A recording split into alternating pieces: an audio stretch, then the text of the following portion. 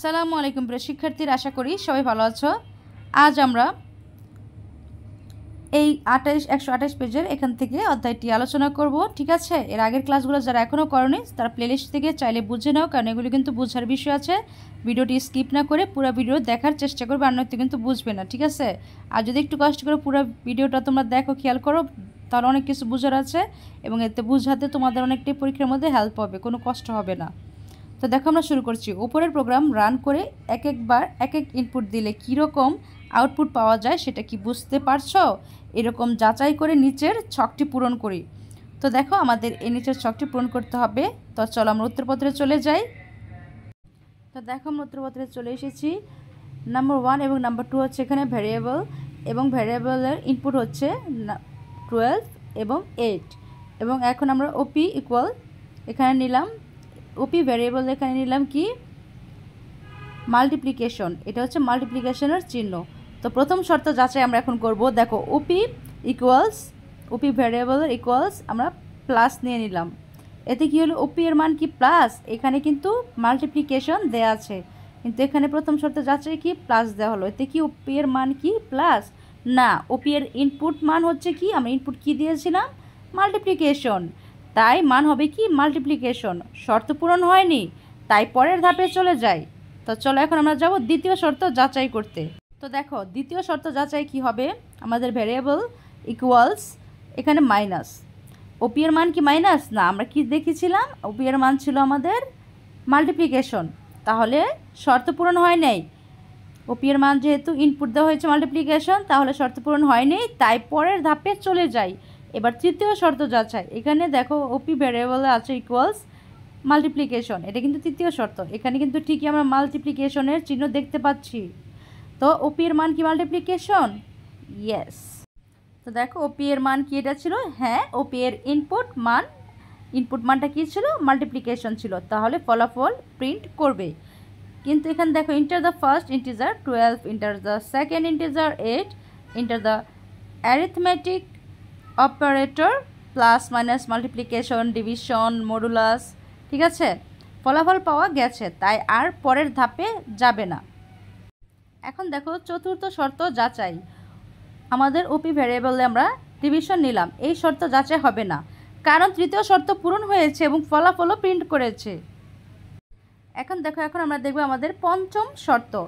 আমাদের পঞ্চম শর্তে কি নেওয়া হয়েছে, ওপি ভ্যারিয়েবল ইকুয়াল, এটা হচ্ছে আমাদের মডুলাস। ঠিক আছে, তো আমরা মডুলাসের, তো আমরা দেখো ওপি ইকুয়াল মডুলাস, এই শর্ত যাচাই হবে না, কারণ তৃতীয় শর্ত পূরণ হয়েছে এবং ফলাফলও প্রিন্ট করেছে। তৃতীয় শর্ত পূরণ হওয়া ইলস শর্তের ভিতরে থাকা কাজ প্রিন্ট করবে না।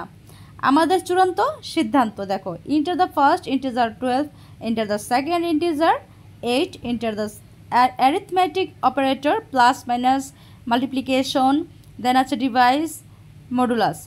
এখন এখানে দেখো, আমাদের কথা ছিল মডুলাসের কথা ছিল, তো আমাদের কোন চিহ্নের কথা ব্যবহার করে, প্রথমে আমরা দেখেছি কি আমাদের মডুলাস, তাহলে আমাদের ইনপুট চিহ্ন ছিল মডুলাস। তা দেখো, 12 মাল্টিপ্লিকেশন দেন 8 ইকুয়াল দেখো 96, ইন্টার দ্য অ্যারিথমেটিক অপারেটর, এই যে মাল্টিপ্লিকেশন হয় প্রোগ্রামের তৃতীয় শর্ত এলিফ ওপি ইকুয়ালস, এই যে মাল্টিপ্লিকেশন এর সাথে মিলে যায়, তাই ফলাফল হিসেবে 12, দেখো 12 মাল্টিপ্লিকেশন 8 ইকুয়াল 96 প্রদর্শন করেছে। এরপর অবশিষ্ট শর্তগুলো প্রোগ্রাম আর যাচাই করবে না। তো দেখো, আমরা আমাদের এই কাজটি কমপ্লিট করে ফেলেছি। ঠিক আছে, আমরা আমাদের এই ছকটি কমপ্লিট করে ফেললাম। ঠিক আছে, তো দেখো এখানে কি বলা হয়েছে, এখানে বলা হয়েছে এখানে একটি বিষয় উল্লেখ্য, সঠিক ইনপুট দেওয়া কিন্তু খুব জরুরি যথাযথ আউটপুট পাওয়ার জন্য।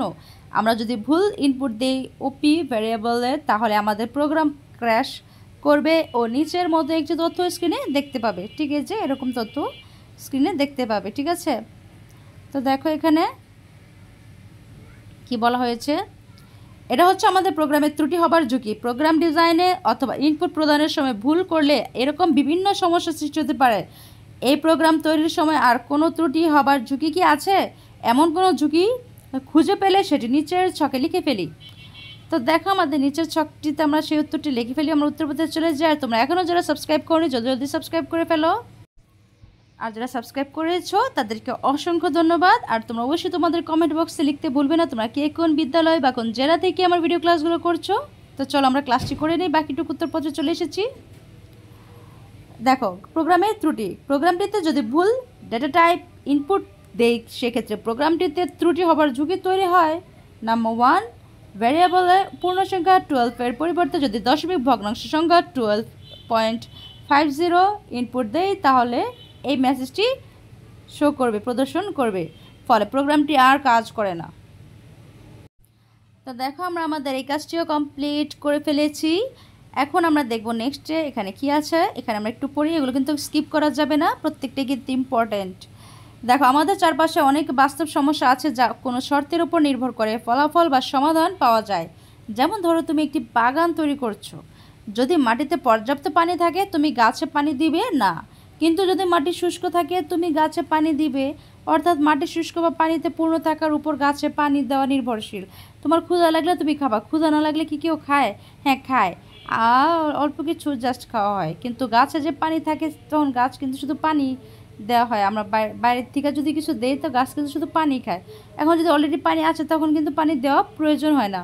তো সেই কথাটা এখানে বলা হয়েছে। দেখো আমরা এটাকে সুডো কোড হিসেবেও লিখতে পারি, এই ব্যাপারটাকে আমরা সুডো কোড করে লিখবো। তো দেখো আমরা সুডো কোড কত কিছু করে আমরা দেখতে পাচ্ছি, বোঝার জন্য আমাদের জন্য সুবিধা হবে। যেমন ক ইকুয়াল মাটিতে পানির পরিমাণ, যদি ক সমান অল্প পানি থাকে তাহলে গাছে পানি দিব, মানে পানি আছে কিন্তু অল্প। অথবা যদি ক বেশি পানি থাকে তাহলে কি পানি দিব না, গাছে পানি দিব না। তখন আমরা যখন এটা আমাদের ইনপুট দেওয়া হবে তখন আমাদের এই কোডটা কাজ করবে।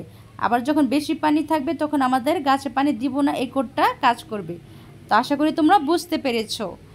তো দেখো এখানে আমরা নেক্সট ক্লাসটি করব সেশন 8, বারবার একই কাজ করতে লুপ ব্যবহার করি।